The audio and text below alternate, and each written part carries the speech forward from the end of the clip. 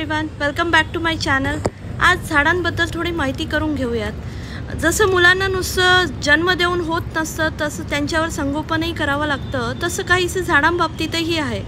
झाडांना नुसतं लावून होत नसतं, तर त्यांच्यावरही थोडंसं लक्ष द्यावं लागतं। वेळच्या वेळी त्यांना पाणी, खत, खाद्य, शेणखत, वर्मी कंपोस्ट, वेगवेगळे फर्टिलायझर सीझनच्या अकॉर्डिंग आपल्याला द्यावे लागतात। पण कोणतेही फर्टिलायझर कोणत्याही सीझनमध्ये देऊन चालत नाही। जसं उन्हाळ्यात खूप उष्णता असल्या कारणाने तुम्हाला सरसो खाली देऊन चालणार नाही, कारण ती उष्ण असते। उष्ण असल्या कारणाने झाडे कोमेजून जाऊ शकतात। तर कोणतेही फर्टिलायझर देण्यापूर्वी त्याची वरची माहिती जरूर काढून घ्या। तुम्हाला मी एक गंमत सांगते। माझी आजी मी लहान असताना झाडांची गप्पा मारायची। अगदी असे की ती समोर कोणी लहान मूल उभं आहे, अगदी त्यांना कीड लागली तर ती असं अगदी बोलायची जसं आपण लहान मुलांशी संवाद साधतो। मी हसायचे ते दृश्य बघून, पण त्याची किंमत खरंच आज कळते, जेव्हा मला झाडं आवडायला लागल्यापासून। म्हणजे मलाही त्यांच्याशी अशी गप्पा मारावीशी वाटतात, पण असं होत नाही बरं का। पण तुम्ही प्रेम दाखवू शकता, त्यांना खरंच कळतं। अच्छा, आज मला झाडांची माती उकरायची होती, तर मी आज पाणी संध्याकाळचं देणार आहे। तुम्हीही आठवड्यातनं एकदा एक दिवस असा ठरवा, आणि ज्या दिवशी तुम्हाला माती खुरपीने वर खाली करणार असाल तेव्हा पाणी लगेच टाकू नका। जसे आपण बाहेरून घरी आल्यानंतर लगेच पाणी प्यायलो तर आपल्याला कसं ठसका बसतो, तसंच काही झाडांच्या बाबतीतही असतं। हा झाडांचा ग्रोईंग सीझन आहे। ह्याच्यामध्ये झाडांची काळजी तुम्ही व्यवस्थित घ्याल तर ते मल्टिपल व्हायला त्यांना मदत मिळेल। खूप छान असे छोटे छोटे पप्स निघून येतात जर तुम्ही काही झाडांच्या फुलांसाठी तर हा मस्ट सीझन आहे। त्यांना छान ऊन मिळतं आणि ते छान ब्लूम करतात। तर तुम्ही सीझनलमध्ये काही झाडं आहे जी तुम्ही लावू शकता फुलांची।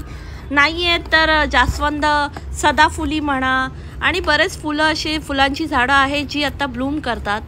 तर हे आपल्याला फक्त हे दोन सीझन सांभाळायचं असतं, एक उन्हाळ्यात आणि थंडीमध्ये। बाकी पावसाळ्यात तर त्यांना फर्टिलायझर द्यावं लागत नाही, कारण फर्टिलायझर पावसाळ्याचं पाणी असतं पावसाचं, तेच एक फर्टिलायझरचं काम करतं। तर बस आपल्याला आता फक्त थोडेसे लक्ष द्यायचे, झाडांनाही थोडा वेळ द्या।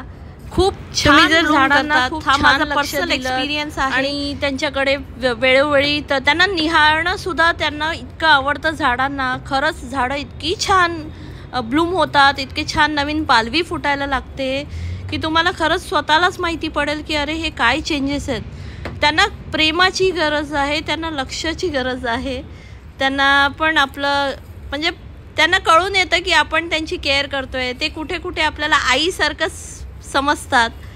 तर माझा खरंच म्हणजे पर्सनल एक्सपिरियन्स आहे, कारण मी झाडांना खूप म्हणजे माझी मुलगी जशी शाळेत गेली तर मी झाडांना खूप लक्ष देते, त्यांच्याकडे थोडा वेळ देते, त्यांच्याबरोबर थोडा वेळ बसते।